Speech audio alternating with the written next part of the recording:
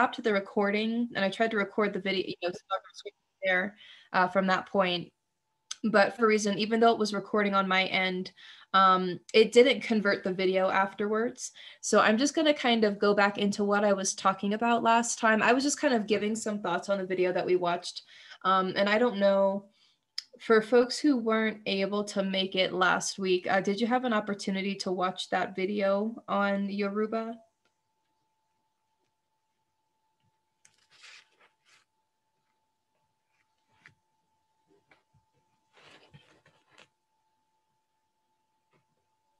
I did. Okay, cool. But I mean, I was kind of ish there, but I watched it. The documentary was so good. I loved it. It was great. Cool. I really liked it as well. That was my first time kind of coming across it and checking it out. But I think it was really great in giving an introduction to the spiritual tradition. And I feel like it really, one thing I was saying last week is I feel like it really complemented the conversations that we were having when we were getting to know each other a little bit better. And we didn't have too much of an opportunity to do that just because we were doing introductions kind of at the end of one of our sessions a couple weeks ago. So it was kind of towards the end of the period, the session. So we could have got a little bit deeper, but we had really great conversations, I think. And there were particular themes that came up that really are continuing to come up in kind of learning about Yoruba and learning about these particular spiritual traditions. So I'm just going to go into some notes that I typed up. I'll probably type up more notes. I was trying to type up notes for you for that video just so that you have them. I had the closed captions on while playing the video, but that way you actually have the notes if you'd like to have notes and are more visual that way.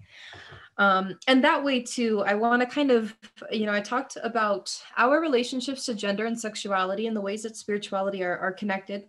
And so this is kind of fun for me in a particular way because it really, when we talked about the fact that with African spiritualities, it's really this holistic relationship. It's really an interconnected relationship. And so it really reflects the work that I do in particular ways. And the ways that I kind of think about our relationships to gender, to the land, things like that. So I'm going to kind of bring some of that into the conversation since it came up in that documentary. So let me just share my screen. Good.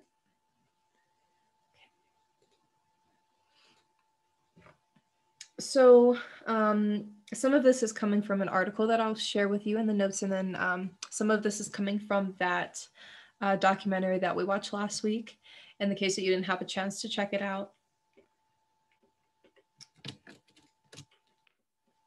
Okay. And it's here in the notes. And here were two smaller videos that come from this larger one. These are just 2 5-minute snippets from this larger documentary, so you can check that out if you didn't have an opportunity. So Yoruba is one of the most popular and practiced spiritual traditions in the world, but this was kind of the major spiritual tradition on the continent of Africa. Many different ethnic groups were practicing Yoruba. There are over 100 million practitioners. And I mentioned that because of the transatlantic slave trade in the 1500s, right, kidnapping of Africans and taking them to the Caribbean, taking them to the United States and forcing them into slavery. That's a part of how we end up through cultural exchange, creating different kind of offshoots of Yoruba, different kind of newer manifestations of these spiritual traditions that have taken on their own traditions. They kind of developed in their own unique ways. And Santeria being one of the popular ones and Candomblé being the other one. These are the Cuban and Brazilian manifestations of Yoruba, again, because of slavery. So we'll kind of talk about those and look at some of the distinctions. When we talk about the Orishas or the gods, there are different names for these deities, and they're going to be different names based on which of these cultural traditions are coming from. So I'll try to kind of distinguish between. But that's why there are so many different aspects of the one God, or so many different deities in the traditions, because of the different offshoots and the ways that through different cultural exchange, engaging with Catholicism in many cases, because during slavery, Yoruba was banned. You know, these indigenous African spiritual traditions and their practices were banned in public spaces. They were banned entirely. So they would use Catholic saints and pray to Catholic saints and use them in their rituals instead, as a way of still being able to participate in their indigenous spiritual traditions in a way that was more covert, in a way that was more hidden, so they weren't being punished for it. There was fear around these African traditions, the idea that they were a symbol of resistance, which, as we've talked about before, that is or can be true. Because of slavery especially, you know, conversations about oppression and resistance become really central to these practices, right? That's a part of that interconnected relationship. So doing that kind of work, trying to dismantle oppression, is an important part of this set of practices that we're going to kind of keep coming back to. But they were viewed, you know, this is cultural traditions, spiritual traditions that are not familiar. And we know sometimes that with a lack of education, a lack of knowledge, that can create a level of fear in the unknown. So that's a part of it. But a bigger part would be in the context of those power relations between the enslaved and the ones who are enslaving them. The fear that for those enslaved people who are engaging in these traditions, they would be using these rituals, using these practices as a way of kind of overthrowing those power dynamics and flipping them around, so that, you know, now the enslaver is now the enslaved, and vice versa. So that's really popular in the you know, that idea, that fear is really popular in the context of power relations. So that's a big reason that they were banned from these practices. And Yoruba was something that was really, again, spread throughout that African diaspora, that dispersion of different ethnic groups from Africa because of the slave trade. So that kind of becomes a uniting factor between different ethnic groups. There are many ethnic groups on the continent that speak multiple languages. They're what's called polyglots. They speak, you know, more than two languages. And so what would happen during slavery is they would intentionally try to separate people from their own community members, you know, members of their own ethnic group, but they would also try to separate them from folks who spoke the same languages. So banning the spiritual traditions becomes another way of trying to kind of break opportunities for unification between those different groups, because unification means that threat of rebellion, that threat of resistance. So you've probably heard of the divide and conquer strategy, right? We want to create as many divisions as possible between different groups of people. That's why we have the construction of race, for example. So, you know, this becomes a way of kind of disrupting some of those connections, some of those ties that kind of connect these groups together, and can become a source of unification and resistance. And that's a part of why the reclamation of these practices and the continuation of these practices and beliefs is also a system of resistance. And I'm going to talk more about that in the context of gender and colonization in a little bit, just with the information we got about the deity Oshun from that documentary that we watched last week. So I mentioned that Catholicism was kind of meshed in here. And we can also think about the indigenous groups depending on where in the world we're talking about, because slavery happened in many different nations. So we see the indigenous spiritual traditions, the African spiritual traditions, and those of the colonizers, which are usually Catholicism or Christianity. And so we see a meshing together of those deities, especially the use of Catholic deities. So Santeria actually means like by the way of the saints, essentially. It's a reference to the Catholic saints and the ways that they're kind of being used because practicing Yoruba was banned. It was illegal during slavery. So it becomes a way of practicing it more safely and kind of disguising it as something else, as practicing Catholicism. So because of all of the different kind of manifestations of Yoruba, there are between 201 and 1700 aspects of one God. In the documentary that we watched, they mentioned there being 401 aspects of one God. And these gods or deities are called orishas. And this is similar to Christianity, where there's one God that we call God, but there are those three aspects, the Father, the Son, and the Holy Spirit. So same thing, but way more aspects of the one God. And this is, you know, all of these different aspects and that kind of larger, you know, this larger scale here is because this is polytheistic, not monotheistic. So we're talking about a meshing together of those different religious and spiritual traditions, and kind of pulling from different traditions as far as the deities that are being prayed to and incorporated into rituals and belief systems.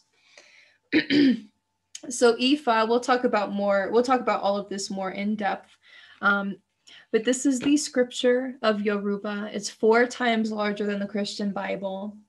And this addresses history, genealogy, and as we talked about before, your ethnicity, your kind of cultural background, where you come from is a really important part of your spiritual tradition, your roots, your identity as well. So that becomes really important. Herbal medicine, we kind of talked about that already, especially in the context of with slavery, needing to understand the land in particular ways to survive off of the land and to create medicine.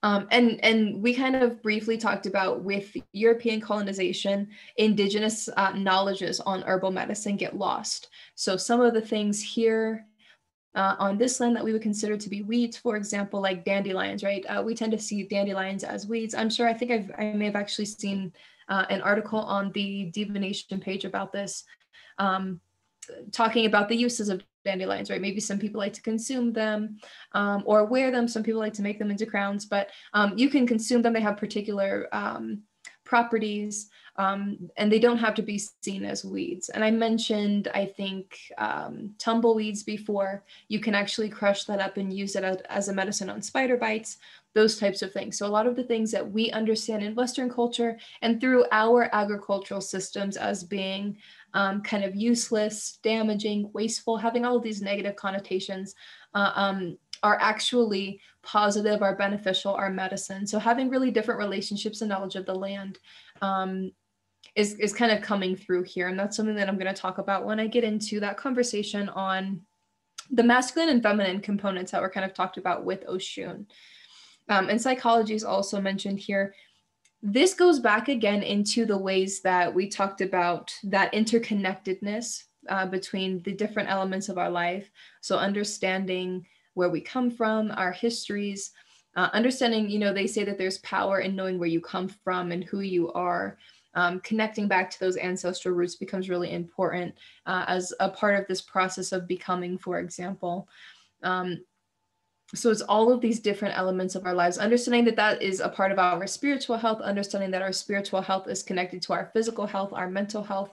There's, it's all of these interconnected relationships. As we there was a quote earlier in our meetings where they talked about that relationship between the spiritual wounds and the kind of physical wounds, the health issues that kind of manifest from being kind of out of alignment spiritually in particular ways, maybe kind of disconnected spiritually. And that's something that kind of came up in our conversations. I know for me personally, that's kind of how I was identifying and kind of coming to the conversations and showing up in these spaces as a bit disconnected and trying to kind of reform those connections a little bit. So one thing that's really central is the emphasis on reciprocity, these reciprocal relationships between the human and spiritual worlds. So reciprocity is something that you're all already familiar with because you practice this in the academy, right? You have access to all of these free classes, and that's kind of an offering that's been given to you. And in exchange for that, maybe you share information about this with other people and you help recruit other people. Maybe you offer time and assistance and support in particular ways. Maybe you have particular services or resources that you can provide. So there's this kind of exchange, reciprocal relationship. You're not just kind of receiving, but you're also giving as well. And one thing that's important to me that again kind of brings it back around is within this tradition, there's the emphasis on our responsibilities to community. So understanding that within these kind of reciprocal relationships, what becomes important is understanding your relationship to yourself is significant as well, right? The care is also, you need to also kind of have that relationship of care with yourself as well. You can't pour from an empty glass. So you need to be able to nourish yourself, meet your own needs, do your own kind of spiritual work, do your own healing work as a part of this process as well, as navigating your relationships with other people in community. So one thing, one way that might look in application, in addition to kind of what's already being practiced that you folks are kind of familiar with, would be understanding, we have different sets of skills, we have different resources to offer and provide. Maybe some of us, maybe one of you has a community garden, for example, and you grow food that you can share with folks who are in need of food, especially in need of access to accessible, nutritious produce that for many of us can be inaccessible because of where we live, especially if we're living in low-income communities and there isn't the same access to supermarkets as there would be in suburban areas, for example. So maybe that's a resource that you would provide if you have a garden and you're growing food. And maybe for someone else, one of the resources they provide is childcare. So maybe over the summer, they hold a program where they're taking children out, teaching them skills, teaching them how to do foraging, learning about the local ecosystems, local plant life, animal life, understanding how to kind of navigate the land in particular ways. And that's a resource that they provide to the community. So what becomes important is offering what you can when you're able, and then taking what you need when you need it. So having that kind of relationship, really kind of centering on community rather than the kind of individual approach. So that's one of the ways we distinguish these kind of cultural systems that we're operating within. The Western way would be very individualistic. Coming from this indigenous African spiritual tradition, we're talking about community. It's very communal, recognizing our responsibilities are to each other. So I mentioned the example of COVID, right? And the communal responsibility, practicing social distancing, practicing, wearing a mask, washing your hands frequently, using hand sanitizer, all of those different recommendations that have been made over the course of the past year plus now, and just trying to be responsible for community health, public safety, right? And seeing beyond just the individual. So manifestation was something that was really kind of central, something that was really emphasized significantly in Yoruba, right? They were talking about manifestation, kind of putting out their, putting out their intentions, kind of putting out their prayer for what they want to manifest, and that being really significant. But understanding that manifestation, what becomes significant is it's kind of beyond just ourselves. It's not just about self-interest. It's not just about kind of self-serving desires. It's about the collective as well, right? And our kind of role within the collective. So that becomes important. And think about it this way. This is something that I've mentioned before that you've probably heard. We kind of talk about, when we're trying to do manifesting work, what becomes important is, we can kind of put our intention out there. We can do the work, we can do the ritual, make the offerings. But that doesn't necessarily mean we're going to manifest what we want, right? What we desire. We might not manifest that because that might not be in our highest interest and our best good and our highest good. It might be out of alignment with what is healthy for us, with what serves us, nourishes us, with what is safe for us, that kind of thing. So maybe you'll manifest, maybe, for example, you wanted to manifest love, and Oshun being kind of a goddess of love. So maybe you do manifest love, but it's not in the ways that you anticipated it. And maybe it's in a particular way where you're in service in particular ways. And it's a relationship of reciprocity, right? It's not just about kind of receiving, but also giving. So maybe you wanted romantic love with a partner, but maybe the love that you received was through a new family member or something like that. And it's more, again, a relationship of reciprocity where you're giving, you're providing care and nourishment, and also receiving as well. So a part of that kind of relationship of reciprocity is not only between us as humans, between us and the land, us and animal life, but also between us and the spiritual world. So kind of recognizing the ways that we kind of bridge those two worlds and engage together. So in that documentary, they showed the Oshun Festival, this 12-day festival that the city of Oshogbo holds to honor Oshun as a way of asking for the city's protection in exchange for them in return caring for Oshun's sacred grove. So there's no hunting allowed, no killing allowed, no foraging allowed. It's all about caring for all of the life in that grove and that kind of being that exchange. So again, that reciprocal relationship. As I said before, If we were to engage in any kind of prayer, we would never just say, hey, you know, this is what I want, this is what I desire. We have to make an offering as well. So you make the offerings, and physical offerings, but also offerings that are rooted in particular promises. Essentially, you're making particular promises, you're making particular, what's the word I'm looking for here? With the example that we were provided here, we have to be able, we're not just receiving, we have to be able to give something as well. We have to be able to kind of provide and honor the land in this case, provide some type of service, provide some type of protection, some type of offering.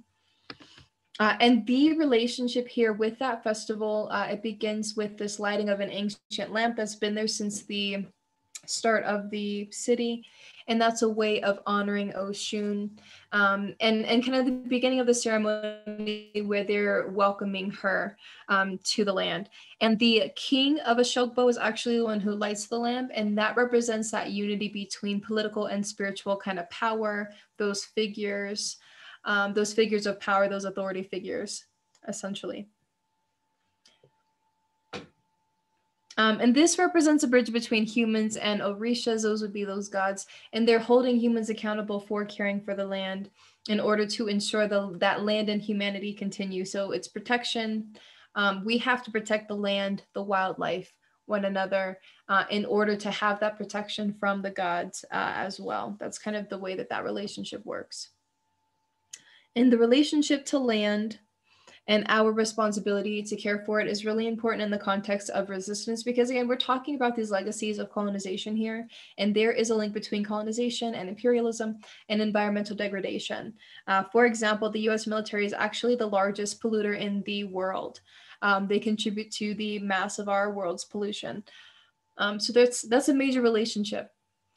So when we're engaging in these practices where we are really centering at caring for the land, not engaging in hunting, killing, foraging, protecting ecosystems, as we talked about before with that older example I gave of Wangari Maathai, who founded the Greenbelt movement. Her and many women in, I think it was Nigeria, planted a bunch of trees, right? Thousands of trees that were healing the ecosystem.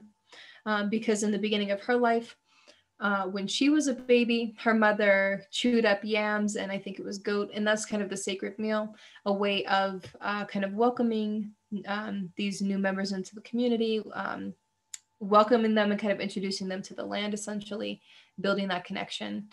And not, all of a sudden over the course of the next 2-3 decades, as she's growing into an adult, she's recognizing the ways that deforestation has contributed to killing off the natural, the plant life and the animal life in those ecosystems. And so all of a sudden the sacred meal and this practice is no longer accessible because of the ways that the ecosystem is being killed off. So she then was planting trees and healing the ecosystem and engaging that responsibility to the land.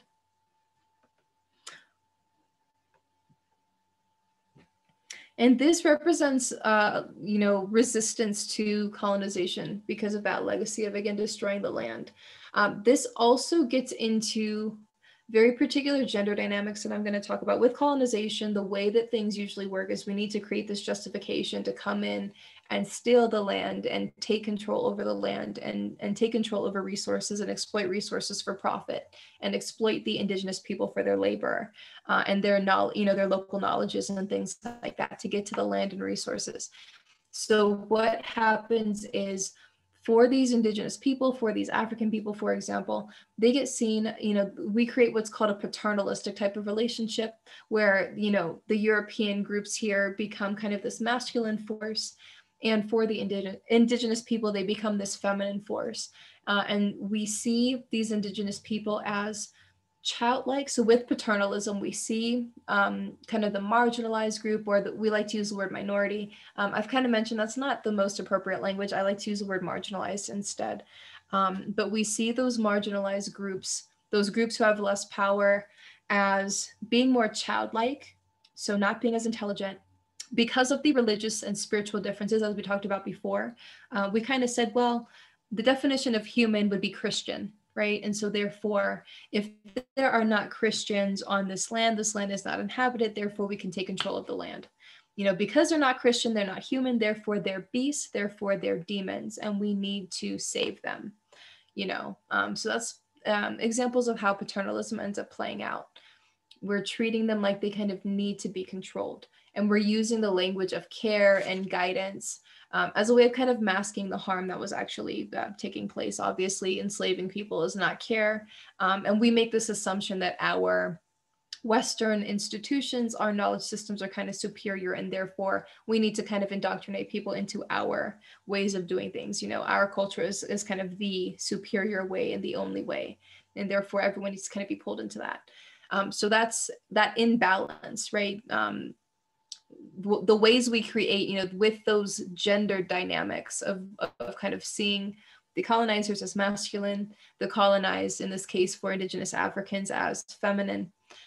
What ends up happening is we are upholding really problematic gender relationships that mirror, you know, we live in what's called a patriarchy. It's all about being male dominated, male centered, male controlled.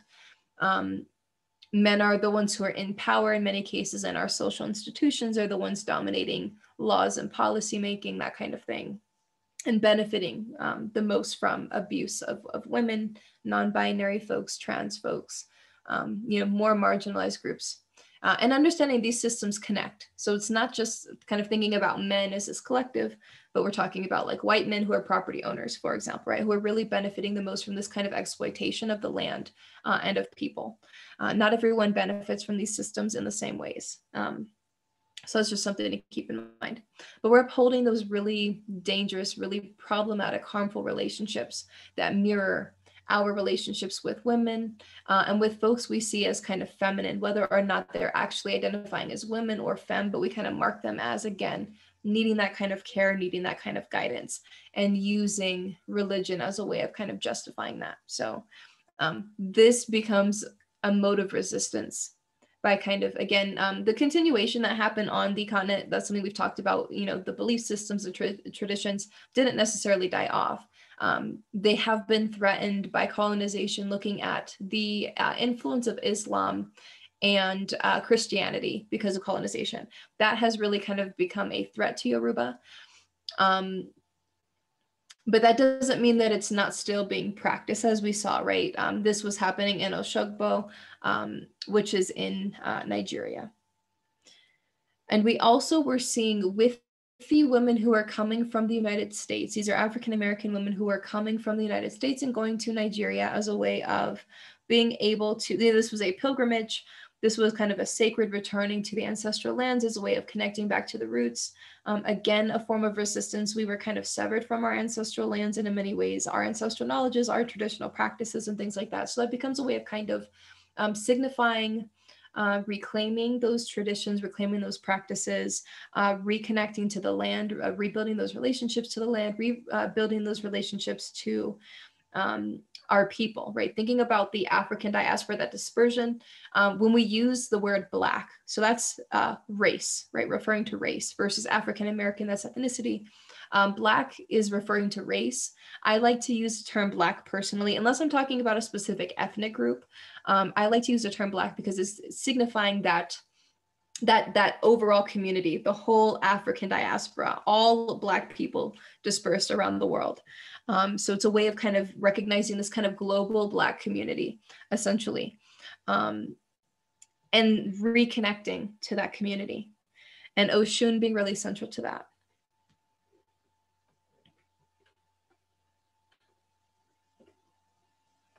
So this relationship to the land and really emphasizing care of the land, this is really important.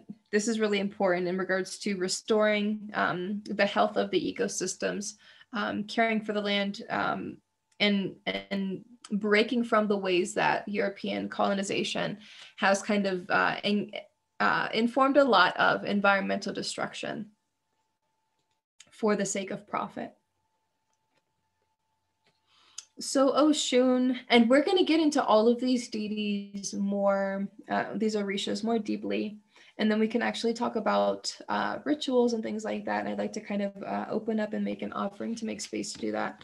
But Oshun, and this is coming from those celebrations that we were watching in the documentary last week.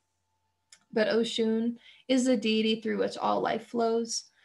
She's kind of seen, she can be seen as a deity that's kind of connected to the rivers, connected to the water, rivers in particular. And so as we saw, when there were offerings being made, they were being made in the river. And that was a way of kind of delivering those offerings to Oshun.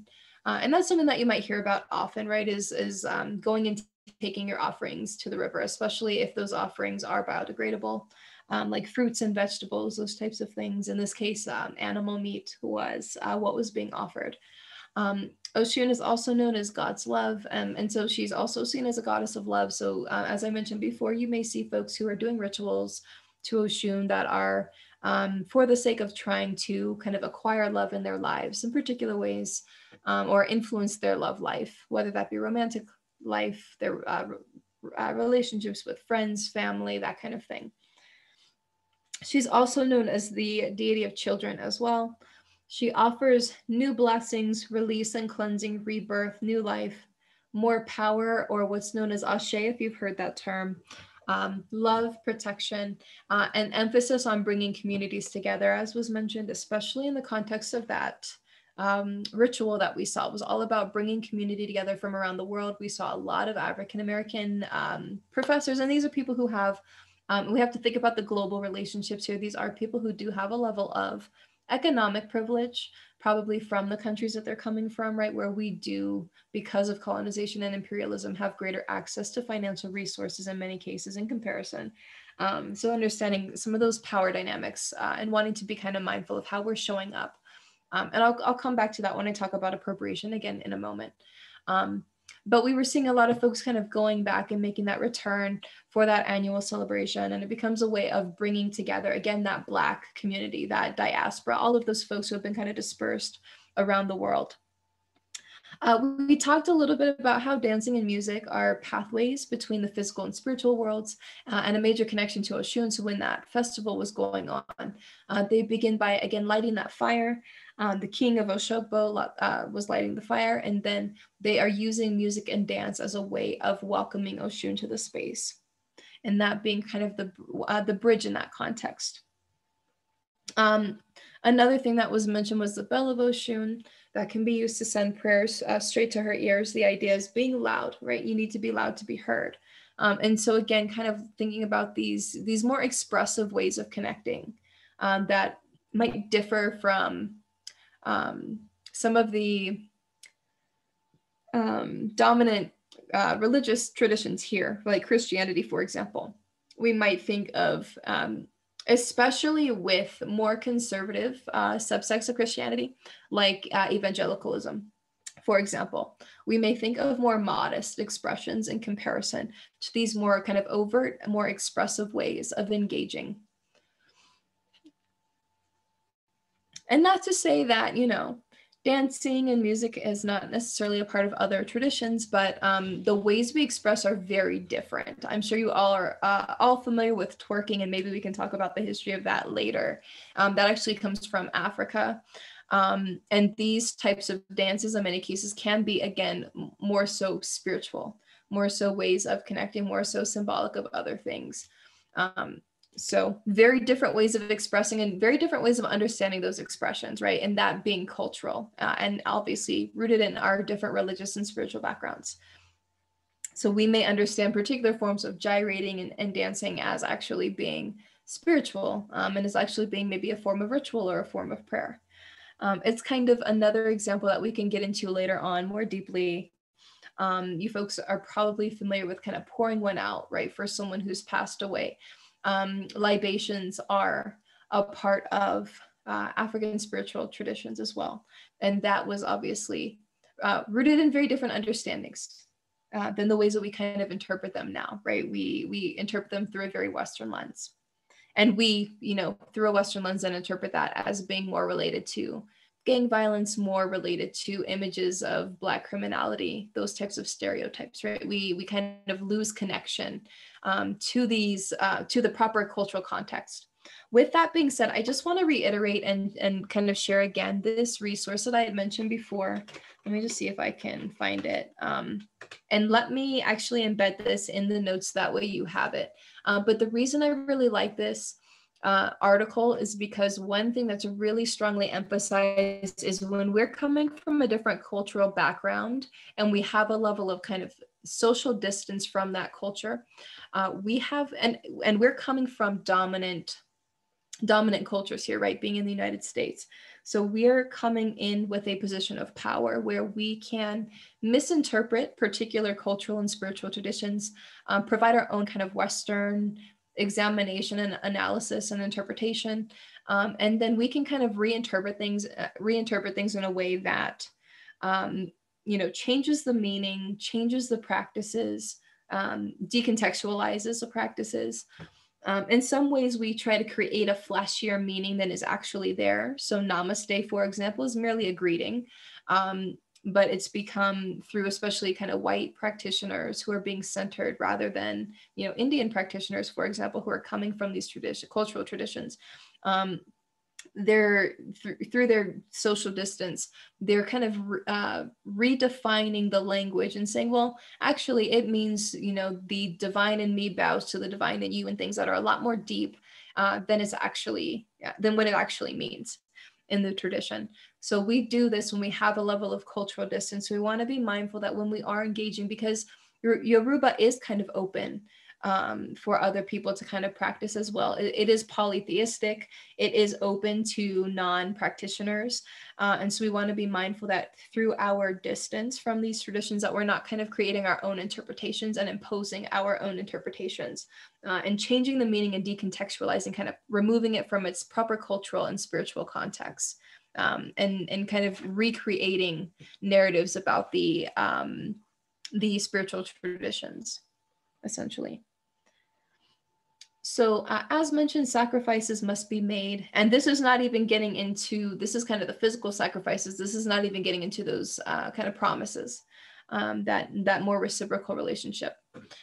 So sacrifices have to be made in exchange for the blessings, grace, and protection. So gin might be used, other forms of liquor might be used as well. Rum is a big one that might be used.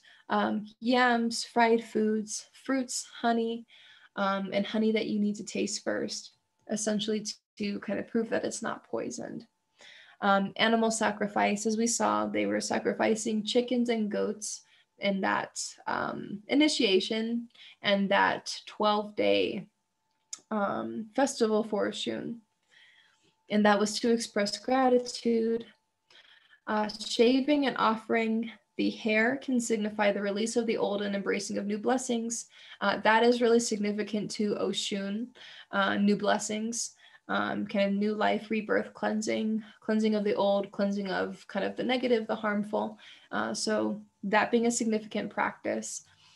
And one that's that we've probably seen in other cultural and spiritual traditions as well. And as I mentioned before, music and dancing as a way of welcoming the goddess. I was a part of that practice to kind of welcome and bring her in. So the story that they told us about the origins, and we'll get into this more deeply, the origin of Oshun was that her and 16 other Orishas, but specifically male gods, so she's a female god or a feminine god, so 16 masculine gods went to form the world, and those men had to learn to work with her. And so there was a signifying of the union between the masculine and feminine. So I kind of talked about some of the separation between the masculine and feminine. Through the West, we implement a binary where it's kind of masculine or feminine, right? We contrast them, we see them as opposites.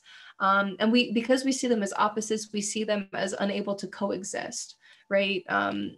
And that's very different than these traditions. As I mentioned before, I talked about gender earlier, and before European colonization, we don't see the ways we understand gender and sexuality. We're not seeing those identities being practiced in these societies before colonization, before European colonization. So especially for the kind of healers in the community, those folks and the creative folks, the artistic folks, those were the folks who did the emotional labor, those types of things. They tended to really embody more of that balance between the masculine and the feminine. And we could see that through their physical performance. So gender is something we do. So think about how we kind of use clothing, we use makeup, the ways that we kind of move our bodies, our mannerisms, our speech, our the tone of our voice, the depth, that kind of thing. We use those as ways of performing gender, the ways we try to change our bodies and things like that. So thinking about it that way, these were folks who really embodied the masculine and the feminine through their physical appearance, through the ways that we see particular characteristics as being masculine and some as being feminine. Well, they probably had both, right? They're leaders in the community, and we see that as masculine, but they're also communal, which is actually more feminine. We see them doing the emotional labor, that's more feminine. Education, right? A lot of it being feminine in particular ways, but the types of roles and duties we see as masculine also being embraced and performed as well. This also connects back to the connections to the land. So our relationships to the land are also gendered. Think about how we say the motherland, right? We refer to land as being feminine. And because we see it as feminine, we actually see it as something to penetrate. And so this is going back into colonization, right? We're seeing the land as feminine and it's something to be penetrated by colonizers, right? Penetrated for access to resources, to take the land, to take control over the land, and again, to exploit indigenous populations as well. And we want to penetrate with Western institutions, right? Bring our institutions, our laws, policies, practices, our culture, right? And kind of impose it in particular ways. And that's very masculine, right? We would then be kind of that masculine entity. And colonization being a very masculine act. It's all about kind of acting upon, whereas for the feminine's always seen as submissive, something to be acted upon, something to be passive, to be penetrated. So again, it mirrors our relationships, our gender relationships, even looking at humans, right? The ways that we see men as being dominant, women as being submissive, subservient, right? In a position to be kind of controlled. Think about that relationship where they're seen as not as intelligent, as too emotionally unstable to be in positions of decision-making power, those types of things. So those types of relationships kind of get mirrored and mapped out onto our relationships with the land as well. So that's why this relationship with the land and bringing the land into our practices, making these promises to protect the land and protect the wildlife, protect those ecosystems becomes so important. And that is a representation of getting away from this kind of split between the masculine and the feminine, which is also a split between humans and the land as well. So it's kind of, there's a particular severing that happens with colonization. And I would argue for all of us that severing with our relationships to the land is significant, even if we're finding ways to kind of reconnect, right? We've had to kind of do that work to reconnect to the land in particular ways and develop relationships with the land that are not rooted in colonization. So relationships with the land that are not rooted in conquest, right? Feeling a need to conquer the land, feeling a need to prove superiority to the land. One example I really love to give, because I live in Colorado, there's this idea that living in Colorado means, and I've been here my entire life. So the idea is you should love the cold, you should be acclimated to the cold, right? It shouldn't be a big deal to you. I hate the cold. I've been in Colorado my entire life. I hate the cold. I can't stand the cold. I get cold so easily. And I'm not in this relationship where I've kind of seen myself as kind of conquering the land, right? With that relationship, the idea is, you come into relationship with the land, you get to know the land, you learn about the land, but you're learning about the land not to care for it, not to be mindful of it, but to kind of become superior to it. And a part of that relationship of superiority also means, again, like penetrating the land for resources, right? I've learned about the land, I've learned how to navigate the land. And then taking from the land, exploiting the land in particular ways, marks that relationship of superiority, that kind of severing from the land, and getting away from our spiritual traditions, right? Where we're kind of making those promises to protect the land, and understanding the significance of having those relationships. As I mentioned before, Yoruba is multi-religious, and it's open to practitioners from other religions and or spiritual traditions. A lot of the folks who were engaging in that 12-day festival, for example, were not coming in as Yoruban practitioners, but coming from other backgrounds, and maybe trying to learn more about it, trying to connect. Their relationships being, very different. A lot of the folks that we saw in there in the video were African American and trying to kind of connect back to their ancestral roots. And those were folks in many cases who were actually professors, and in many cases professors of Africana studies or Black studies, or similar fields of study, who were already somewhat knowledgeable, already kind of doing this type of work to connect back to their roots, and then engaging in that kind of pilgrimage as a way of connecting back. So we kind of got to see it from a more privileged perspective, to be fair, and that's something to be mindful of. It might look very different if we were only kind of engaging with the experiences and the practices of folks who have been there. And I don't want to say not welcoming, right? Because welcoming others is a part of the tradition, but just seeing what it kind of looks like with folks who have kind of been carrying on these traditions for a while, outside of some of those folks who might be kind of coming into it for the first time. And again, with a level of privilege, part of that privilege being coming from a Western nation where we can kind of appropriate in particular ways. So one thing I wanted to say here, we've talked about this before. I'm going to get to it in a second, actually. Social connection is really significant to these traditions. So, it's polytheistic. They're open to other folks from other backgrounds. So, yeah, in the documentary, for example, there were Christian and Muslim practitioners who would come in and maybe participate because they were living in shared communities together. And there's a contrast there that I'll talk about. But with the Yoruba tradition, the way they kind of think about it is, we are one as people, so we're all kind of interconnected. That's getting back into that relationality, that interconnected, the relationships we were talking about. So we're all one, we're all connected.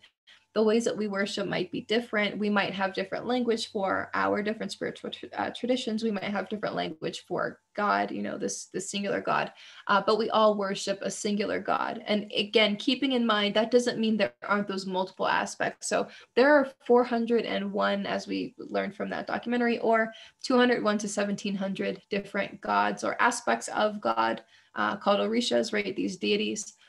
And in the Christian tradition, there are 3, but they're 3 aspects of one God.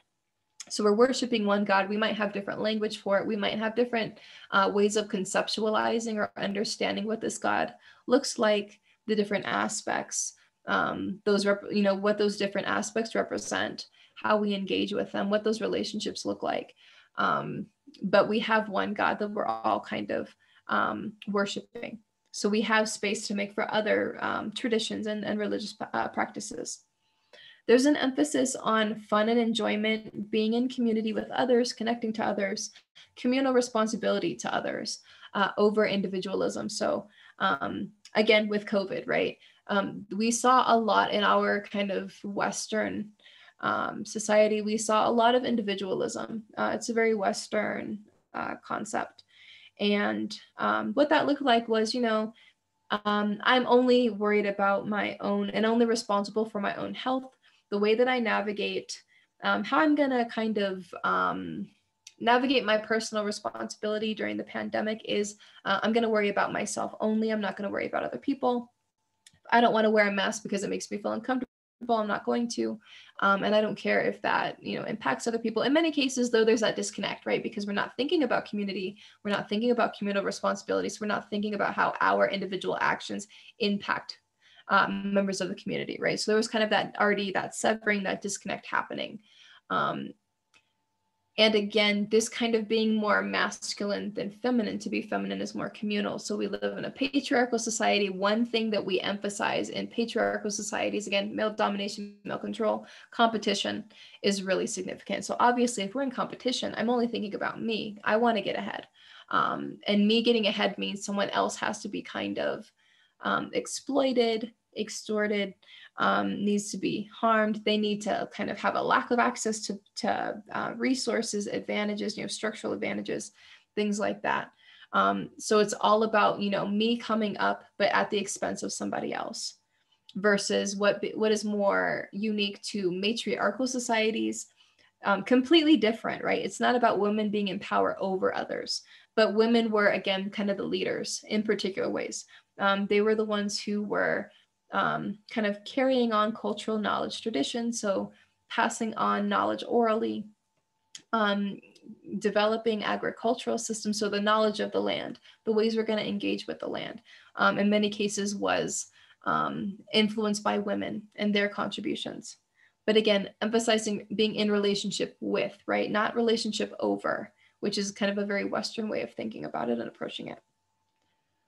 So very, very different ways of engaging, right? Being communal is more rooted in those kind of matriarchal societies, right? These indigenous societies, in many cases, being matriarchal. And then European colonization changing things. And I was seeing that kind of transition, that shift and that disconnect. So in this context, again, a disconnect from other people.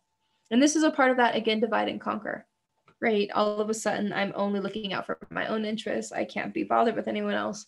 But if we're all being kind of harmed by the same person, the same institution, rather than being kind of going at each other, it makes more sense to understand where it's coming from, right? Be united and kind of engage with it that way. So it serves a particular purpose, right? It served a purpose during slavery to kind of separate these groups and keep them from being in community with one another, especially members of the same ethnic groups, right? Coming from the same geographic communities. So as I mentioned, with Christianity and Islam, these are coming in because of European colonization with Christianity. We also have the influence of Islam coming in, and these are monotheistic traditions that believe that there's no salvation for outsiders. So very different, right? We're kind of contrasting this from Yoruba. So very different set of practices, right? It might not make room and space. And this is kind of a generalization, right? We understand that there are multiple different forms of Christianity, for example, and some of them are very open. There are some practitioners and kind of subsects of Christianity that are very open to others. And this idea that anyone can have salvation. So we're thinking about the more, what's what I'm looking for? The more conservative subsects of these religions that are more strict and more kind of closed off, more exclusive, right? Not everyone can participate. Not everyone is seen as kind of worthy, valuable, able to be saved, right? Able to be redeemed. So very, very different from Yoruba. And I wanted to come back to this conversation about cultural appropriation versus appreciation and exchange, because again, it is multi-religious and it is open to practitioners from other religious and spiritual traditions. So what that means is we can have a level of engagement with it more directly.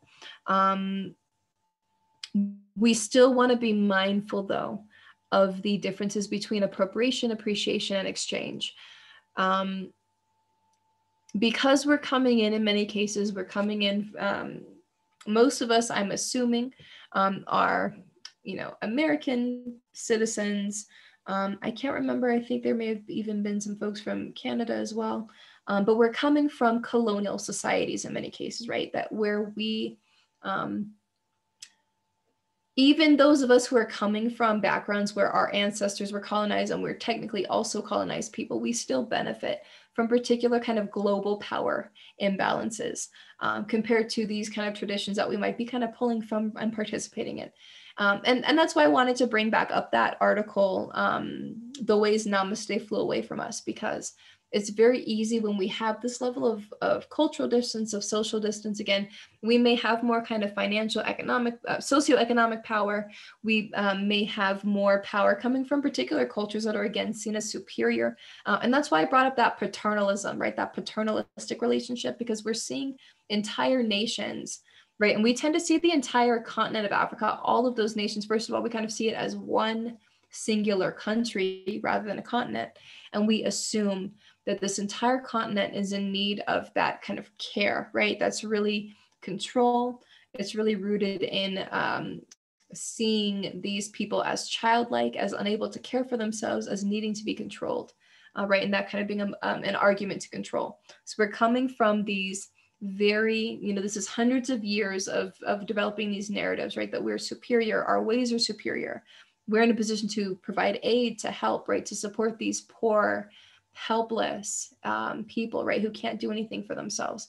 We want to be really careful when we're engaging with these spiritual traditions, not to kind of come in with this complex.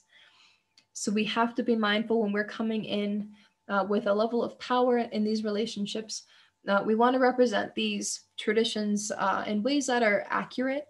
And I think that turning to practitioners who actually come from these communities is really important. So seeking out priestesses who are in the tradition as we kind of engage with their stories with that documentary. And scholars, all of the work I'm doing or bringing in is coming from Black scholars who are studying this stuff, and that's kind of their life's work. So really trying to center members of these communities, members of these traditions. And actually, when we first started talking about African spiritualities, that very first kind of set of slides, that author, that scholar was actually in the documentary that we just watched. He was actually there engaging in that annual festival. So that's really cool to kind of see the ways that these folks are really in community, right? They're really embodying it. And that's really important. I don't think we really talked about the significance of embodying it. And that's kind of why I asked those questions. So let me just pull them up. I have them up here. But when we were kind of talking about introductions, let me just see where I have it. We've got all kinds of stuff open. But when we were doing introductions, here we go. I was asking very particular questions to kind of get folks kind of thinking about how they're engaging with intention in their own spiritual traditions. And that's kind of where we came into conversations about how we're all kind of, or many of us are kind of drifters right now, kind of trying to learn, being open to engaging with other traditions, maybe trying to kind of bridge those connections to our own ancestral traditions, but kind of trying to learn, being open to engaging and figuring things out a little bit. Let me just see if I can find those questions really quickly. Okay. So here are the questions. I apologize. I have so much open right now.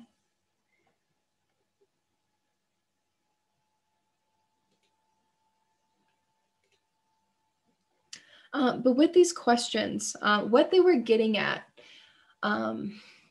is it's really important with that interconnected relationship.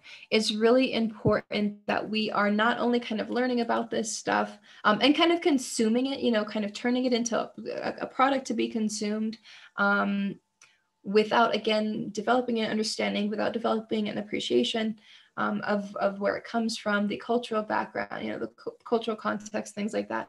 And if we want to engage with these spiritual traditions, how are we doing so in a way that's mindful, in a way that's responsible, respectful of the culture?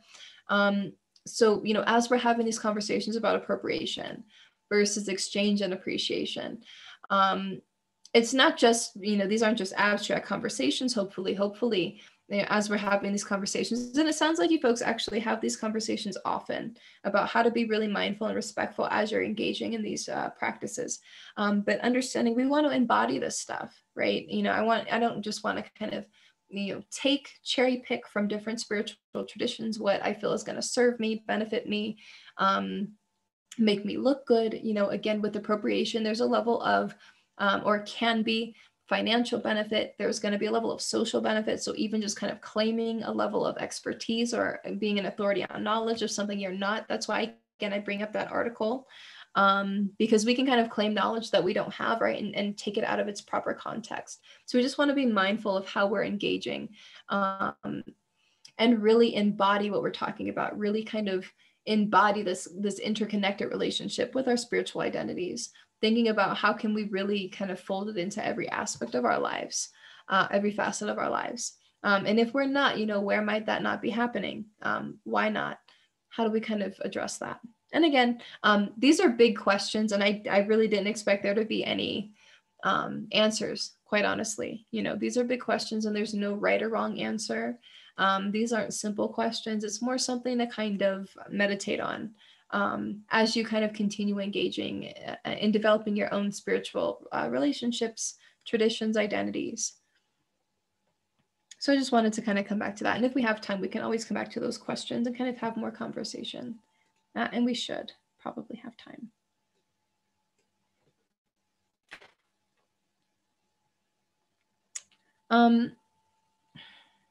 So as I mentioned before, centering those who are actually coming from, so folks who, thinking about the geographic locations where these, where Yoruba was very prevalent, I think is really important.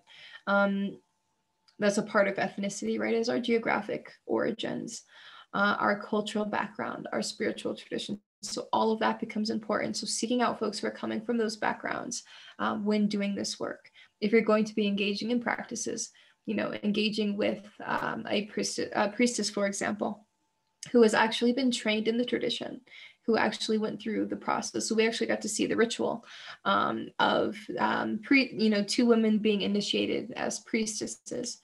So going to those folks who are kind of considered the authorities on knowledge in their communities, or those will be kind of the folks you go to seek out that knowledge.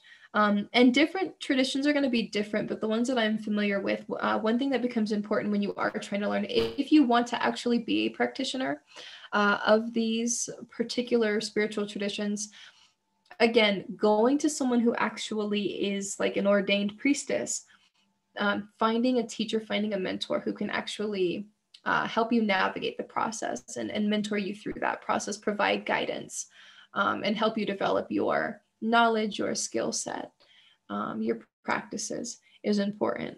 So just being mindful of engaging in a way that's respectful, responsible, not exploitative, not decontextualizing these traditions is really important. And as I've mentioned, it's taken on different manifestations. So we're going to talk about some of those manifestations moving forward, and the ways, some of the deities take on different names or different equivalents based on the cultural tradition. So it's kind of like how, Greek and Roman mythology, they're kind of identical, right? But we have different figures based on the different kind of cultural tradition it's coming from. So it's very similar, same figures, different names, essentially. One thing I wanted to just kind of open up space for, really quickly engage interest, is whether or not folks would be open. Let me see. Can you all see my screen? Yes, I can. Okay, I'm like, it says share. It says that you can see it, but okay. I'm just gonna stop it just for a second. Apologies, and then I lose my train of thought. I wanted to offer space to actually do a guided ritual together, if that's something that folks would be interested. So I just kind of wanted to ask if that would be an area of interest. Yeah, I mean, I would love that. I think that would be awesome. Cool. I think that would be fun. I was mentioning to Alex before we got started, and Willow, that I was teaching at CSU. So I just quit, and this past Tuesday was my last day. Grades were due, and I was kind of telling friends and family that I feel it in my body still. Like, I don't feel like I'm done working. I still feel the anxiety and like the overwhelm. And, at the end of the semester, there's usually kind of a wave of disgruntled students who, there's a lot of anxiety around grades, and I really want the A.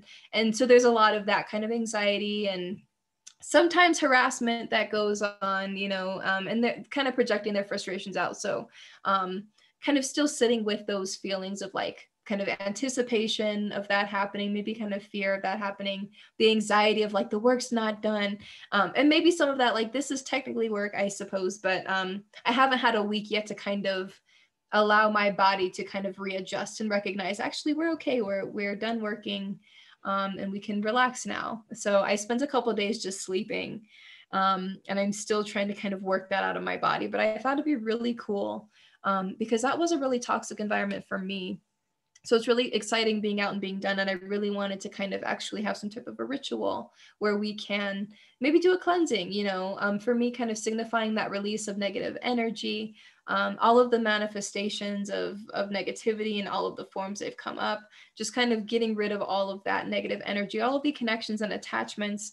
I had mentors there. I had people there that were that I was in community with at particular points in time. So just releasing the unhealthy attachments and doing some type of a release and cleanse, I think would be really great. And maybe I can make space, because other folks might have different things they want to manifest. So I'd like to make space to kind of be mindful of that. Maybe we can kind of, maybe because we have a small group today, what I can do is just kind of put an offer out there and just say, hey, we've kind of talked about doing a ritual together, and maybe we can kind of think about what type of ritual we would like. I did mention Alegua. That's one of the figures we're going to talk about, an Orisha, another name being Papa Legba. If you're more familiar with that name, I feel like that name's a little bit more familiar in Hoodoo and Voodoo traditions. But I mentioned that's the crossroads god, essentially. And usually if you do any kind of ritual and you're trying to connect with the Orishas, you would kind of connect with him first, because he is like the god of the gates, right? He's kind of like the gate opener, the kind of a bridge, essentially. He's kind of the god that becomes the bridge, because as we've talked about, we can also kind of connect directly, but it's kind of a sign of respect, right? To kind of address him first. But one thing you can do is actually, there are rituals that are just to him and the way that it works. And I want to kind of talk about the ways that we saw him represented, because I showed clips of American Horror Story and the ways that we kind of pervert our understandings of Yoruba and its various manifestations. So we see Santeria as being like black magic and evil and dark, and intent to cause harm, and it's rooted in malice. And we see hoodoo and voodoo in the same ways, and that's not what it's about. And so in the show with Papa Legba, the way that it worked was Marie Laveau, in order to get eternal life, she sacrificed every, I think, year or every particular number of years, she has to sacrifice a newborn baby. And so again, it's like rooted in malice, evil, causing harm, especially causing harm to innocents. So remember when we talked about at the very beginning of the I want to say the semester work, but at the very beginning of our sessions together, I talked about this kind of going back and reclaiming, going back to our roots. And let me just pull the notes up again, because I wanted to connect it back.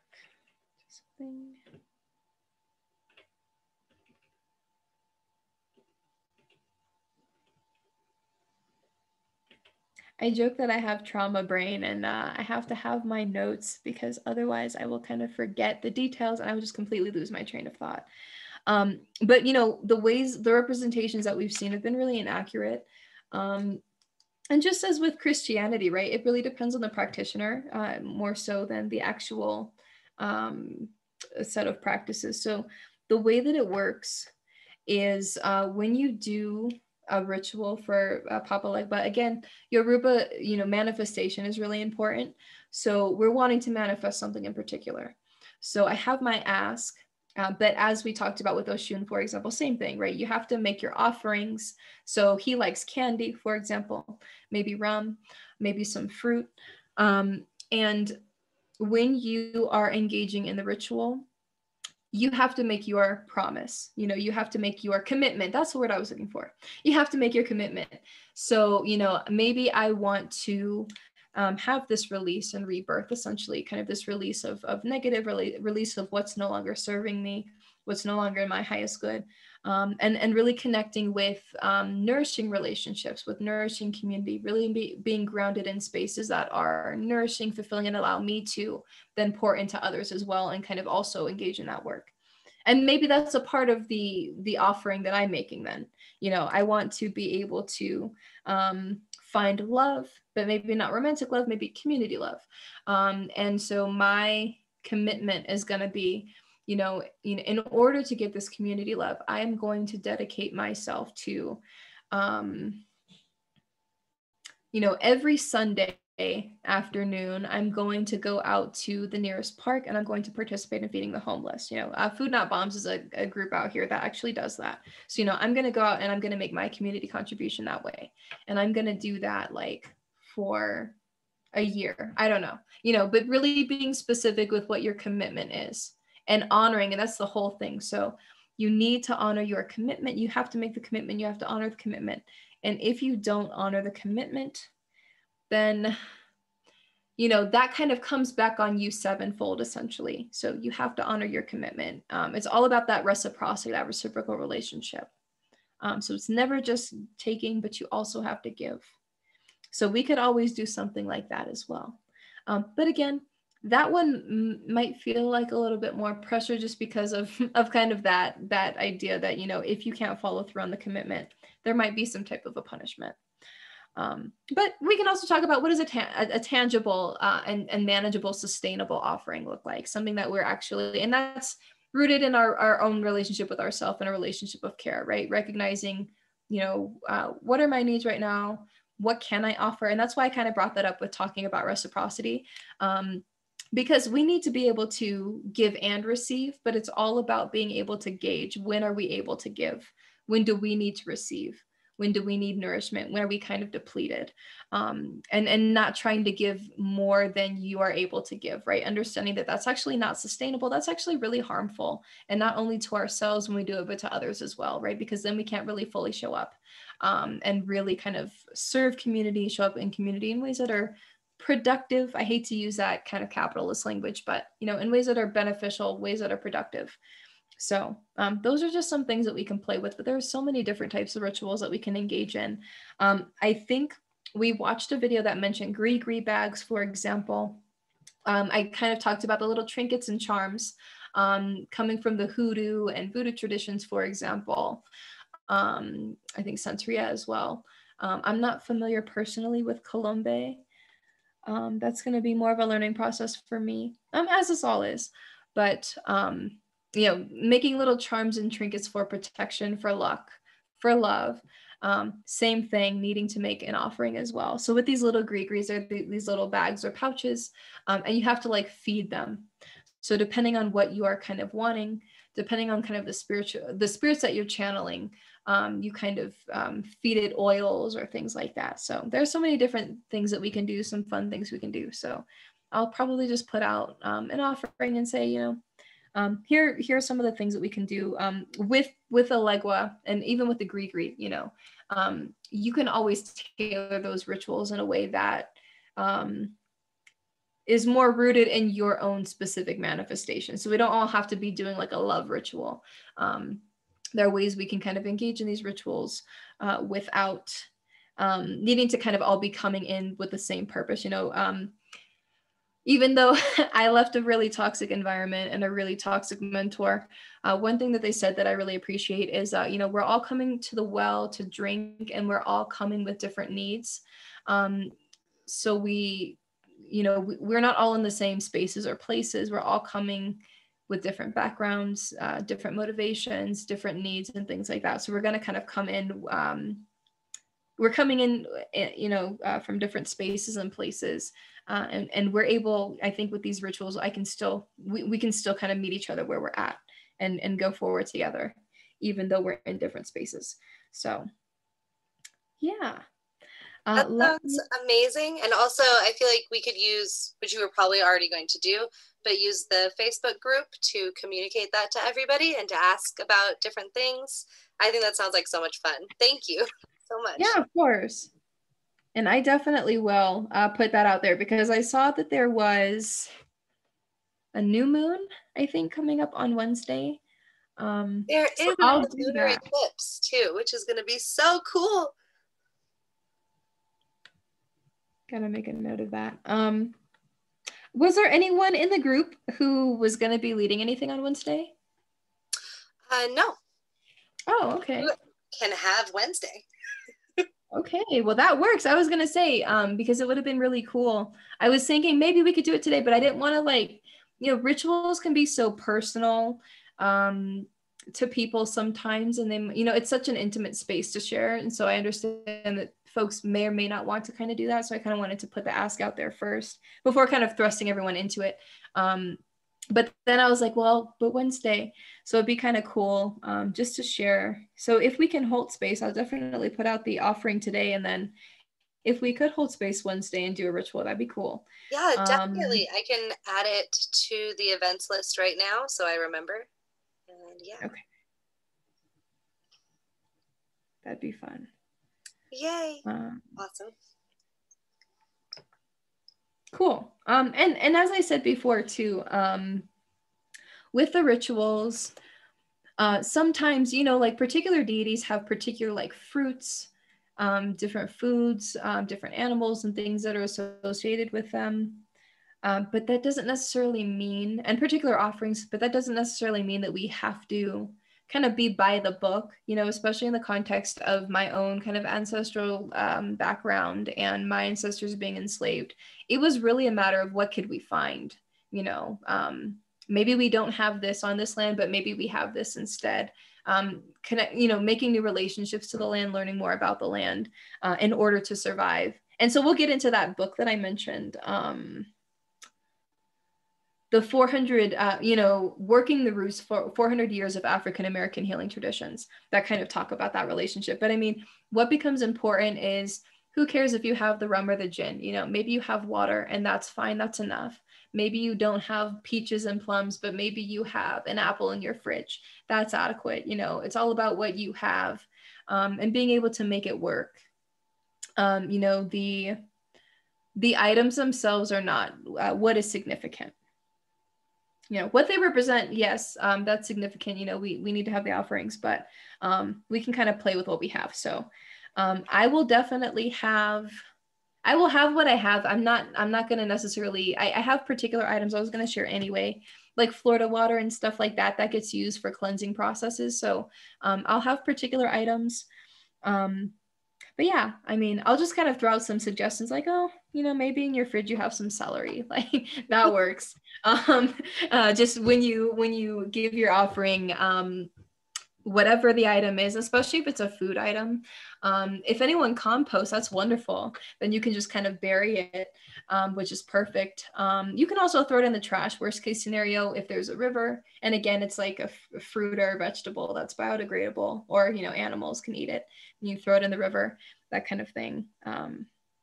So yeah, we can make it work with what we have. And then I wanted to also use it as an opportunity to maybe share some resources to some practitioners that I know of that I think are kind of cool. So folks who do readings, one who's a priestess who does divination on her YouTube, and she offers horoscopes, weekly. And when I first saw her, actually, when I first saw one of her readings, she had pulled the death card. She does it by your she does the horoscope. So she's doing it by your signs and things like that. And so she had pulled the death card, and she's like, well, usually this signifies a rebirth, the death of old, transition to the new, that kind of thing. But she said, not this time. Like this is a literal physical death. And later that week, an old neighbor of mine who had been sick for a really long time ended up passing away. So it was really interesting, you don't see that kind of thing happen often, but I was just like, wow, this is a really interesting practitioner. And I think that you might appreciate kind of her personality. Her videos are a lot of fun. She offers, I'm pretty sure, so she does the weekly reading, but she also offers kind of giving you the processes. Here's how to do this particular ritual. Here's how to do that one. She doesn't do that as often. But she does have that weekly offering. And then she also, if you're interested, has, and I want to be clear, I'm not trying to plug this to get you to purchase anything, but these folks do, you know, I just want to say really quickly, for me personally, first of all, we live in a capitalist society, so there's just no way to do labor without being compensated. And so I absolutely understand and appreciate that. And I think it's really important to compensate people for their work, if you're able. But if you're not able, I also think it's really, really important that folks who don't tend to have access to healing, you know, there are particular folks who do healing services and things like that, they should be able to access those services. I don't think that kind of stuff should come at a cost if it's able to be offered for free. So I feel a little bit conflicted about it. So I just want to be clear, you know, I'm not trying to force you to buy stuff or anything like that, especially because I think these types of things, especially when it's rooted in healing, should be made accessible. But if you wanted to support them in the work they do have other offerings that do come at a cost. So in addition to her free readings, she also has tarot cards. She has a bunch of different tarot decks. Because I think that's, you know, we talked about the fact that there are multiple forms of divination, and in the Yoruba tradition, they were especially emphasizing, you know, using more natural items, like using water, using stones, using shells and things like that. So it's obviously a little different. This is kind of a newer manifestation. And again, with the tarot, that's especially where I would argue we start to see pulling in some of those Catholic saints, and kind of praying to them and bringing them in. So it's kind of representative of newer manifestations, but she does sell different tarot decks, and I think maybe she has a book and things like that now. But that's one person I wanted to share. And there were a couple folks on Instagram and Twitter who have also written some articles. I'll have to go and find it, where they actually give you a ritual that you can do. I think it was a cleansing ritual, so I can share that with you.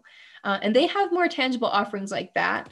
And they also are one of those folks who, you know, they'll give you some rituals you can do on your own, but also they kind of do community offerings where they'll facilitate a ritual on behalf of others in the community. But that obviously necessitates financial compensation. So some free stuff and then some services as well. I would love if you gave me the links or posted the links to the group so that I could add those to the website. And I love that you brought that up too, because that's something that I was super conflicted about too. And I didn't really know, especially trying to start like a business-esque thing that has to do with spirituality.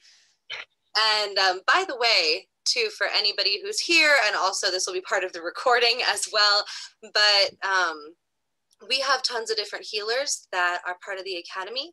They can all be found in the staff section of the website. And I pay them so that everybody at the Academy can have access to them for free. So they still get compensation and they still get money for all their work and everything, but everybody at the Academy gets that for free. And so if you are interested in healing work, we also have amazing people at the Academy who do that as well as ritual work and stuff. That sounds awesome.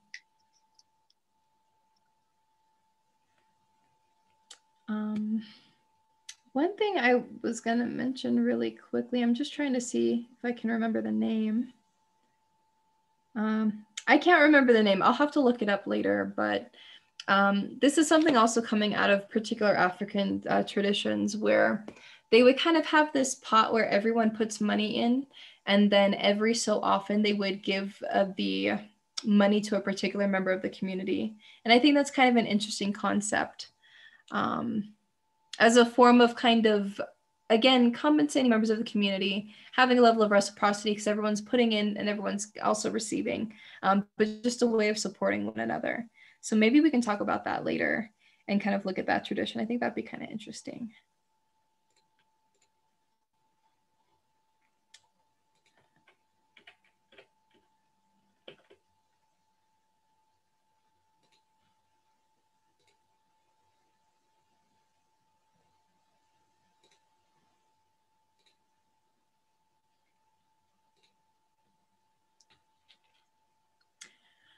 Okay, so One of the things that came up that was really important, that came up in the context of the Yoruba tradition, this was really especially for those folks who were kind of trying to reconnect to their own ancestral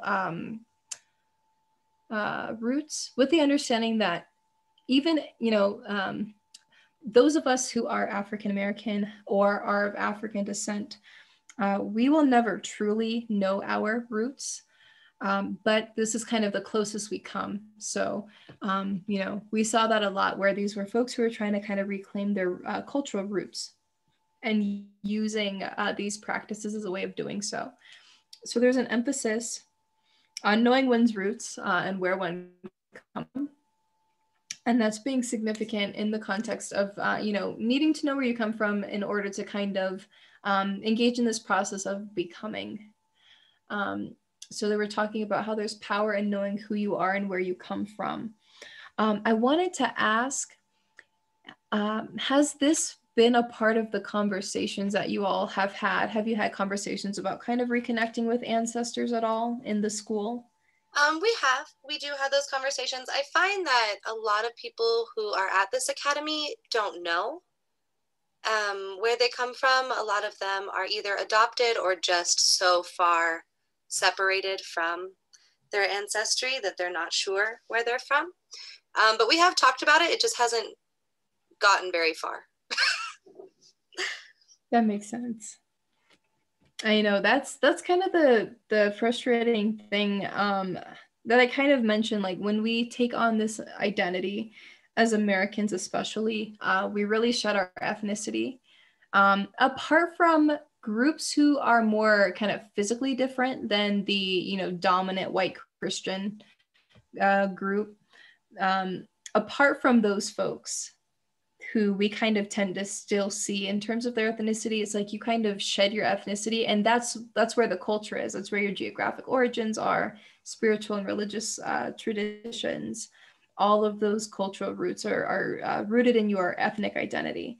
And so it's like we have to completely shed our identities in order to take on this new, shed our traditions, practices, values, in order to take on this completely different set of cultural values, traditions, belief systems, that kind of thing. So it's really shitty because I feel like there's that loss of identity, that sense of disconnect. And this, I hope this makes people feel better. This is a part of what's called imagined communities. So I mean, even the ways we understand identity have been constructed by us, and have been constructed by us in a way that, again, is all about creating and sustaining power imbalances between, again, men, women, white people, and indigenous people of color around the world, and things like that. So it's all about trying to create and sustain these power imbalances, especially cultural ones. So we really invalidate these indigenous traditions. And it's always about binaries. So the West versus non-Western nations. Western, so we're thinking about Christianity as being superior to other religious and spiritual traditions. And there's just really a loss of our own backgrounds. It's like, to be an American, you completely have to give up those cultural connections. Even for white people, right? Like we talk about how we used to discriminate against like the Irish. With Jewish folks, that's obviously still the case, but with Irish and Italian folks, they had to shed their cultural differences in order, especially their religious differences as Catholics, in order to kind of become acclimated. So it's like you have to give up everything that you are and who you are in order to take on this identity. And you're forced, right? It's like you don't really have a choice. You want to be accepted because not being accepted means harassment, violence, exclusion. But in order to be, so in order to be accepted, you have to shed who you are, take on these other practices, but with the understanding that you're never actually going to be accepted. So it's a really complicated relationship to be in, especially for those of us who have been colonized. And many of us have been. So it's frustrating because of colonization, right? They were intentionally destroying our cultural identities in a way that we wouldn't be able to reclaim them. So for many of us, that kind of connection in many ways is lost. Like I said, you know, for Black people, it's always about kind of going back. So West Africa would be especially where we're seeing people being taken and forced into slavery. So a lot of people are going back to Ghana, or they're going back to Nigeria as a way of trying to kind of reconnect. And it's like, you can do those ancestry DNA tests. As I said, they're not really accurate. They're not saying like, this is what you are. They're saying there's a 15% chance you're Nigerian. There's an 87% chance you're this. My math is bad. But, you know, point being, we have kind of ways to kind of get towards a particular geographic area. And with Yoruba, it was practiced on a lot of the continent. So that's something that for many people can kind of give this sense of being able to reconnect. So it's like there are kind of ways where we can reconnect kind of to our ancestral roots, with the understanding that severing happened, and we might not, especially when we've been disconnected from the land, we might not ever be able to fully reconnect. We kind of have these ways that we can kind of do it. And I think that, you know, when we were talking about trying to reclaim and reconnect, that's a part of the frustration, right? Knowing like, I'm never going to be able to really reconnect to my ancestors and know where they come from and understand their practices and traditions. This is kind of the best that I can do. But I think it's still important, especially as we've kind of been taking this approach to learning the history and things. Even if we just have a general idea of where we kind of fit into all of this, it's like, I can still recognize my relationship to these legacies of colonization, of violence, you know, colonial violence, of oppression, and understand, you know, I like to always kind of think about the power dynamics. And so we can at least kind of connect that way and understand, well, I'm a part of these legacies, understanding that I'm a part of these kind of legacies of, again, historical trauma, whether that be that we've experienced it through slavery, we've experienced it through the Holocaust, other forms of genocide against other communities, you know, being able to kind of locate or benefiting from these legacies of violence, we can kind of locate ourselves and begin unpacking and doing the work that way. And it's not perfect, and it's never going to kind of get us there, especially for those of us who don't have European ancestry. And I do, so I do have some connections. And one thing for me as someone who is Black and white biracial is I've noticed, you know, we can trace back my European ancestry very far. With my African ancestry, that's very different. So especially for those of us who have been colonized, we might not have those opportunities. We can kind of do the best we can. And one thing I want to emphasize too, when we talk about, you know, who are your ancestors? And obviously, because we're talking about spirituality and religion, we're especially talking about it culturally, which is why I bring up ethnicity, but also our ancestors are also those people who are in the communities that we belong to, even if they're not like our blood relatives. So, you know, for me as a queer person, I'm going to see the queer people who came before me as my ancestors. And that might be, you know, and for me, they do really guide, especially queer people of color, really have guided my work, my own processes of becoming, my identity, the ways that I'm in relationship with myself, with others, with the land. So it's like, there are kind of ways that we can kind of do it. And it's tough. You know, we live in a society where you know, all of these identities are kind of thrust onto us. We didn't get to come in and decide our identities. It's always an external process first, and then we kind of define ourselves in response or in resistance to the ways that we've kind of been identified externally. So it's a tough relationship in that way. I think it makes it really complicated and hard sometimes, especially because we were talking about, you know, in the context of Christianity. I know you mentioned, Alex, that you came from a household where you had an opportunity to actually like learn about different spiritual and religious traditions and actually get to kind of participate and learn about it in a way where, again, it's all about emphasizing how to kind of respectfully, responsibly engage with other traditions. And a lot of folks were talking about how Christianity was more prominent. I know for myself, my household wasn't it wasn't a strict Christian household by any means. So it's not that I kind of had to go to church or had to read the Bible or, had to engage in the practices. But there was still, they still instilled that sense of fear, where if you don't go, if you don't engage and practice as a good Christian, then somewhere down the line later on, even if it's not during your lifetime, but afterwards, you're going to be punished and you're going to suffer. And so those very systems where, Christianity was weaponized and used as a way of trying to kind of disconnect us from our spiritual, our ancestral traditions and identities. We're obviously not talking about Native folks here, but we have shared histories, right? So as we were dealing with being enslaved at the same time, so we're taking Native land, and we're taking Native land, obviously, again, to exploit for profit, to exploit for resources. But Native folks had a particular relationship with the land, have a very specific understanding of the land that obviously settlers didn't, and obviously enslaved Africans didn't. And so we're not going to enslave natives on their land, right? They're going to be able to navigate the land successfully in ways to potentially either like overthrow the colonizers or expel the colonizers, whatever. So they were bringing in enslaved Africans in order to do that. So while they're indoctrinating enslaved Africans into Christianity, forcing them to no longer practice or Catholicism, and forcing them to no longer practice their, Yoruba and their own traditions. On the other side of things for Native folks, there was this narrative that we needed to kill the savage and save the man, right? Again, they're not human because they're not Christian. Therefore, we need to indoctrinate them into Christianity or Catholicism as a way of humanizing them, basically.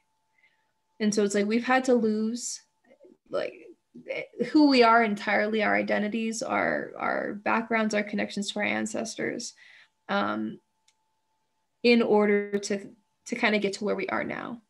And obviously, in that historical context, that violence was for the purpose of being able to exploit and kind of trap people, right? If you don't know this land, you're not going to be able to escape. That's why we're enslaving African people on this land, right? Taking them to different spaces. That's why we're separating them from their own ethnic groups, with Indian boarding schools, right? And putting them into Catholic foster homes and things. The whole purpose was to kill off our cultures. So, we're always going to kind of have that disconnect, I think, in particular ways. There have definitely been opportunities for reclamation. And as we talked about with Yoruba, they're in particular parts of the continent, it never went away. It never stopped being practiced.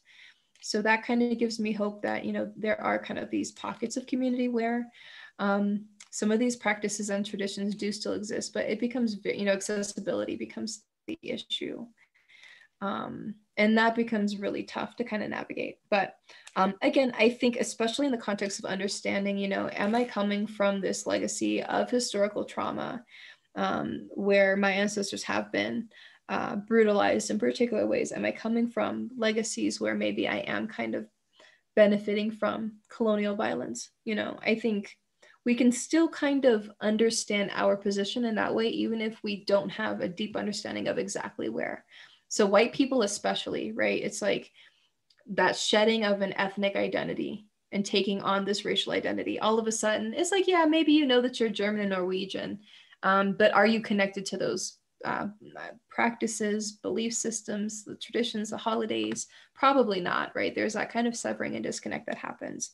And I think, I don't want to speak for other people, but I feel like a longing, with these kind of constructed communities and this sense of severing, there's always kind of that longing for that identity or those identities, those communities, and being reconnected. So I wanted, there was a book that I had been told about that really emphasizes ancestral roots that I wanted to share. And I was looking back at that book, and it might be more specific to Indigenous communities. So I'm going to check and see, but if I can bring in more resources to share, that can kind of get at some of those conversations.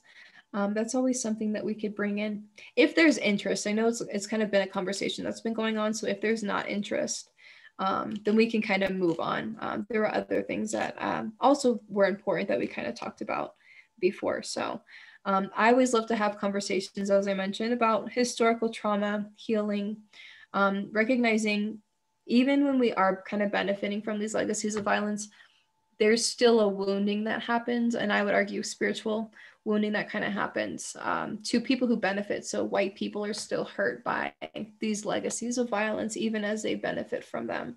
For example, benefit from European colonization. There's still a severing that happens for them as well. So I think that kind of becomes, I like to kind of think about it that way. And that becomes a way of, I think, getting back into that more interconnected relationship. So we could always bring in those conversations of what do those spiritual wounds look like? What does healing look like? What do those kind of practices look like? When we were doing introductions, we also talked about the fact that for many of us, ritual doesn't necessarily have to be rooted in a very particular kind of set of practices. So when we think of rituals, sometimes we may think of, okay, we actually watched some rituals with that Oshun documentary, with the festival.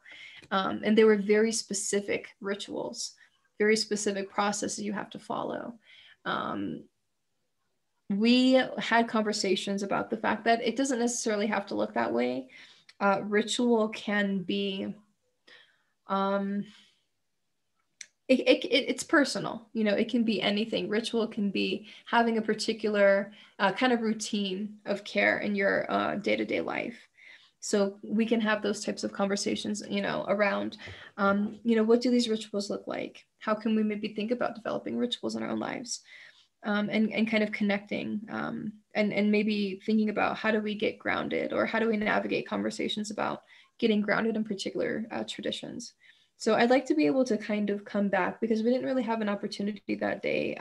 We had like 10-15 minutes. So we kind of did our general introductions. We all kind of had an opportunity to quickly say our piece, but there were definitely some areas where I think we really were kind of on the same page and vibing about particular things in our kind of processes being important. So I'd love to be able to kind of come back to those conversations and bring those into the kind of processes we're engaging in. So I'm going to put out that offering. If anyone would like to do ritual on Wednesday, and I'll try to kind of maybe give some examples, give some resources. Was there something else? I'm going to be posting that on the Facebook group. Is there something else I was needing to kind of add to those messages? I would love, I think you already added the article to the notes that was about Namaste. And you already added the documentary to the notes. No, I think that was it. I think there might have been a couple books you mentioned that would be awesome as well. But okay. Did you say that? Oh, go ahead. I'm sorry. My connection is so bad, I don't even know. Can you hear me? Yeah. Okay, it was just, maybe you already said this, but the links to the Instagram accounts and the other practitioners you were mentioning, I'm really looking forward to that being. Yeah. Okay. Cool. Yeah, so I'll put those in there.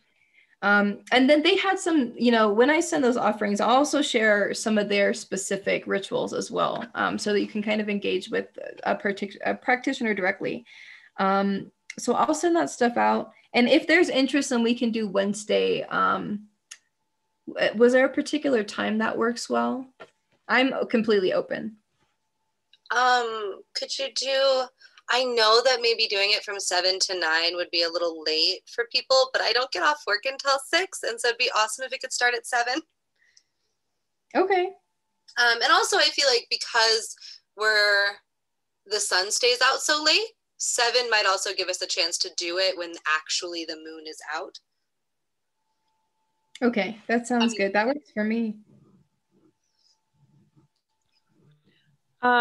I would love to attend. We have a weekly community engagement starting at like 6. So I don't know when I'll be there. Will it be recorded, or, I mean, it's a ritual, so it's not the best, but I look forward to seeing notes or anything, and I'll try to pop in when I can. Okay. Yeah, I can record it. I was thinking kind of doing like a guided process in that way. Yeah, hopefully it would work in that format as a recording. Yeah, we can record it in here too.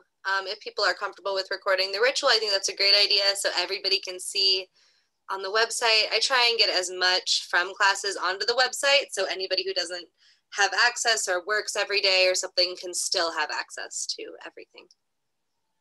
Absolutely. Yeah, that sounds good. So I'll put that message out with that offering for Wednesday from 7 to 9. And then, yeah, hopefully we can actually start doing some more hands-on stuff. I think that'd be a lot of fun to actually engage in some of the practices together. So I'll get a feel once I put the message out for where people are at and what they're kind of interested in. But always, if there are any particular asks, because this is a learning process for me as well. Any particular asks, I'd love to kind of explore different things. So don't ever hesitate to reach out. And yeah, I was kind of thinking of cleansing personally, but I'll put that out there in the message as well. And we can kind of get a feel for maybe a more general ritual practice we can do, or maybe something more specific. So I'll put that out there. And then if anything else comes up before we meet again on Sunday, I think we're meeting on Sunday. Yeah. And I will keep an eye on the calendar, just because I know Father's Day is coming up. I think it's late June. So I think we've got some time, but I'm just trying to keep an eye on the calendar just so I can let you know when we actually will be kind of doing Saturdays instead when those holidays pop up. But yeah. So if anything comes up before Sunday or Wednesday, if we do end up meeting on Wednesday, please always feel free to reach out. I would love to cater to you in any way that I am able.